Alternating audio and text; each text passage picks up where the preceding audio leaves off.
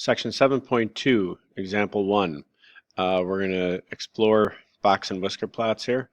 So first, just some quick vocabulary. What is a box and whisker plot? Well, it's a plot which shows variability of a data set using the least value, the greatest value, and the quartiles of the data set. We're going to actually draw a box and whisker plot in our first example here. Now, quartiles are values that divide a data set into 4 equal parts. So let's go to example 1 here. It says to make a box and whisker plot that represents the ages of the members of a backpacking expedition in the mountains. All right. So what we have to do in order to begin making a box and whisker plot is we first need to arrange the data in order from least to greatest. So if I do that, looks like 18 is my smallest. And I'm putting a line through these numbers, but don't make it so scribbled out that you can't read it, okay?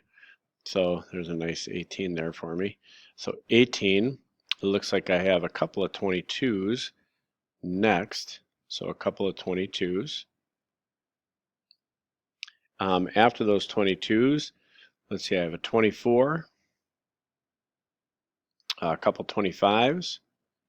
And again, sometimes you might miss one at first, and you might have to redraw things. So one good idea is to use a pencil. Actually, there's 3 25s. Holy smokers. So there's another 25. Then it looks like I've got a 27, a 28, and 3 30s.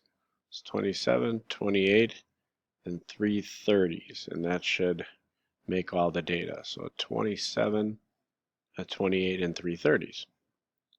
Now, if you're having trouble catching up, just hit pause until you do. But that's how we want to start out, by writing those numbers in order. Now, from here, we want to identify the quartiles. So what we're going to do is we're going to split the data up into 4 equal parts. Now, if you look here, there are 1, 2, 3, 4, 5, 6, 7, 8, 9, 10, 11, 12, 13 different values here, 13 different ages, okay? Well, if I take half of 13, that gives me 6.5. And so if I round that up to 7, to get to the middle of the data, I need to count 7 from each end. We learned that in the last section. 1, 2, 3, 4, 5, 6, 7. So this 25 happens to be right in the middle. And we learned that we call that the median. Now, we're going to learn that that has another name. It is also the second quartile.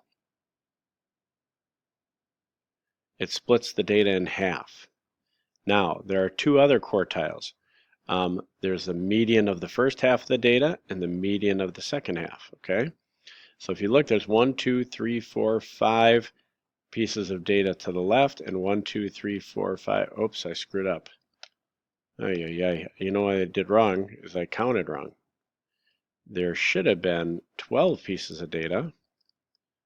Let me recount them again. Hold on, let me redraw my number that I got rid of now. So that should have been 25.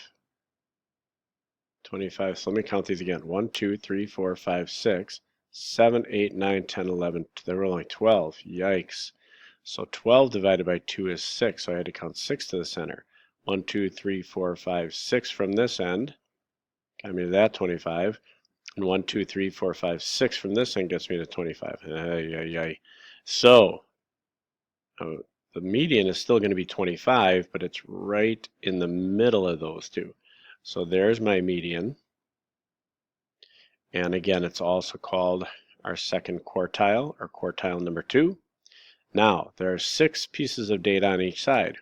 So now to get to the middle, I want to count 3 from each end of each half. So 1, 2, 3 from this end. 1, 2, 3 from this end.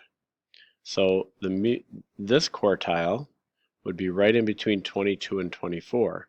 So that would be 23. And we call that the first quartile. So I'm going to write it as quartile 1. There are also 6 pieces of data here. Find the median of that. 1, 2, 3. 1, 2, 3. Between 28 and 30 is 29. That is our third quartile. So we have all the data we needed. So if you remember the definition of a box plot, box and whisker plot, it's a way of arranging data using the least value, the greatest value, which is 30, and the three quartiles, first, second, and third. So what I'm going to do now is I'm going to first plot the lowest value above the number line, which is 18, and the greatest value, which is 30. And then I'm going to draw a line connecting those values. So if I draw a line between the lowest and highest, now from there, what I'm going to do is I'm going to mark the quartiles. So the first quartile is 23. That would be right about there. Second quartile is 25. And the third quartile is 29. Next step is to put a box around the quartiles. So from the first to the third quartile.